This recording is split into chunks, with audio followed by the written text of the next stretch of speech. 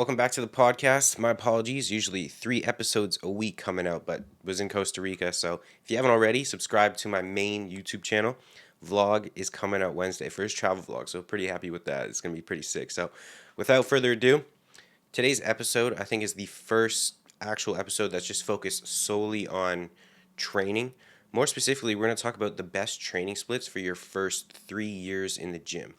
So before we get into the training splits, I think it's very important to mention when you're new to the gym, less than a year, even 2 years in, and you haven't either worked with a good personal trainer to nail your form and execution, or a good coach that you send form clips to get feedback, then you want to be practicing movements as often as possible, because something that goes unrealized is that training is a skill, and the better you get at it over time, the closer you're going to be able to train to failure with good form and technique, the better your tempo and control gets, and then, therefore, the more muscle growth you'll get from your time in the gym and your training. So, one of the fastest ways to get over this kind of learning curve is just to film your sets. Now, I know you could be maybe uncomfortable whipping out a tripod. You don't got to do that. Just put your phone 0.5 zoom, prop it up in your water bottle, and then watch your sets. I kind of want to give you an example here to lay this out. So we have two people. Person A films their sets, while person B does not. I guarantee within 2 to 3 months, person A will have far better form, technique, and execution. And then because of that, they'll be building significantly more muscle. So by watching back your sets, you can see, did I leave reps in the tank? Did I have one more? Did my eccentrics speed up as I got closer to failure? Did my range of motion slip towards the end of the set when it gets hardest, which is when you want to really keep your form locked in? So like I said, prop your phone up on your water bottle. If you have someone to train with, have them film you just your top sets, your working sets, and you will set yourself up for the best results from whatever training split you decide to go with from this video. So with that in mind, let's get into it. We're going to be going over each training split, its positives, its negatives, and then I'm going to rank them at the end so you can basically make your own decision after you hear both sides to every split, which one you're going to go with and which one is best suited for you. So first up, we got the bro split. Classic. This is the training split, if you're not aware of it, where you dedicate each day of the week to a specific muscle group. So, for example, Monday, that might be chest day, Tuesday, back day, Wednesday, legs, and so on. It's very, very common. It's actually the first split I ran when I first started the gym. Pretty sure a lot of people can relate to that. And it does have some positives, but it does have quite a bit more negatives, which we're going to talk about. Let's start off with the positives, though. So, first off, the bro split is very easy to follow, very straightforward. So if you're new to the gym, this can be extremely helpful because it's very easy to understand. You literally focus on one muscle group per session. Today's chest day, all I'm doing is hitting chest, which does make it a lot less overwhelming when you're potentially starting out. You're not sure what machines hit what muscle groups, etc. So another advantage is the variety in exercises. So on a bro split, you'll typically include a wide range of movements for each muscle group. For example, on chest day, you might do a flat chest press, incline presses, flies, and so on. So you're also getting the experience doing all these different exercises and trying out all these different machines and practicing them, and also getting comfortable around your gym, which is another part of the equation. Now, the downsides, which there's more downsides than positives, like I said. One major issue with the bro split is that it overloads a single session. So by the time you do your first, your second, your third chest exercise, your chest is done. You're halfway through the workout, fatigue starts to set in. So you might begin your session strong. You may progress your first, maybe your second, maybe your third exercise. But by the end, if you're training hard enough, you're drained. Fatigue, way too much fatigue has accumulated through that session. So your later sets become very unproductive. Another big problem is the low frequency, meaning how many times a week you train a specific muscle group. Most muscles recover faster than a week, and studies show that going from hitting a muscle 1 time per week just to 2 times per week has a pretty significant increase in muscle growth. So you're losing opportunities to stimulate muscle growth again and leaving your potential gains on the table. So for example, muscle groups like delts or biceps, they can recover fairly quickly. So training them only 1 time per week is far from optimal, in my opinion. Some people may disagree. Let me know in the comments if you disagree, but you could hit your delts every other day if you wanted to, and they're still going to recover and progress, provided you're not doing an obscene amount of sets, of course. And finally, The last con, negative, the bro split lacks flexibility. So say you miss a session. Say chest day, something came up, you weren't able to hit chest. Now you have to wait a full week again to hit your chest. Not optimal. So while the bro split isn't horrible, it's not the end of the world if you run it, you're still going to make progress if you're a beginner either way, especially if it motivates you. Say you really enjoy it, you're definitely going to still make progress because lifting weights and creating a stimulus, you're doing those two things. But for most people, especially beginners who do not have anywhere near the amount of muscle to require a split that focuses on one muscle group at a time and that much specificity in their training, it is by far not the most efficient way to train, in my opinion. So, yeah, that is for the bro split. Would not recommend. Now, onto the full body split, which involves training your entire body each session. This, in my opinion, is the best split if you can only get in the gym for, let's say, 2 to 3 times a week, or if you're a complete beginner. So if you haven't stepped in the gym before, this is the split I'd go with. It ensures that you're hitting every muscle group multiple times a week again, so your frequency is nice and high, which is ideal for maximizing muscle growth. The high frequency also means that you're practicing the movements more often, which does help you improve your form and execution because, like I said before, training is a skill, and the more you practice, just like anything, the better you'll get at them. And the last positive is that it's a very time efficient way to train because you're covering every muscle group in only a few sessions. However, there are some negatives as well to the full body split. One being the workouts themselves can potentially get quite long because you have to hit every single muscle group. But there are ways to manage this via using intensity techniques like myo-rep sets, which cram a bunch of effective reps into one set. So you're getting potentially 2-3 sets worth of effective reps in one set. Another downside is that it's harder to specialize or prioritize specific muscle groups if you have a goal of, say, you want to focus on building your arms or shoulders. A full body split doesn't leave much room for you to create that specificity within your training. So for beginners or people who can only train 2 to 3 times a week, the full body split, in my opinion, excellent choice. It's simple, it's effective, it 100% gets the job done. Now, for more advanced lifters or those with specific goals, let's say you want to bring up your upper body more than your legs, it's definitely less effective, but still works.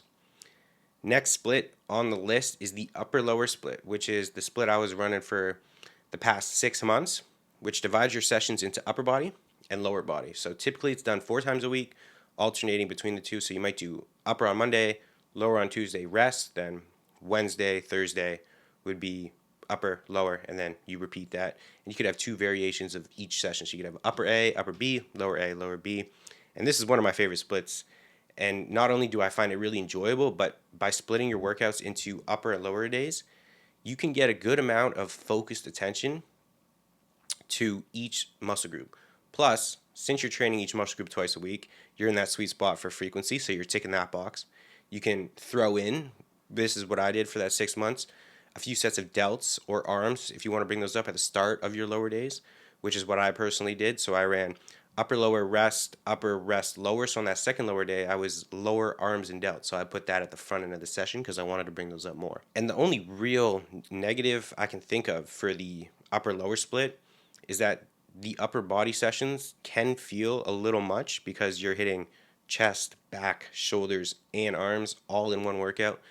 But if you set it up right, ideally you have 2 rotations of each day. So upper A, upper B, lower B.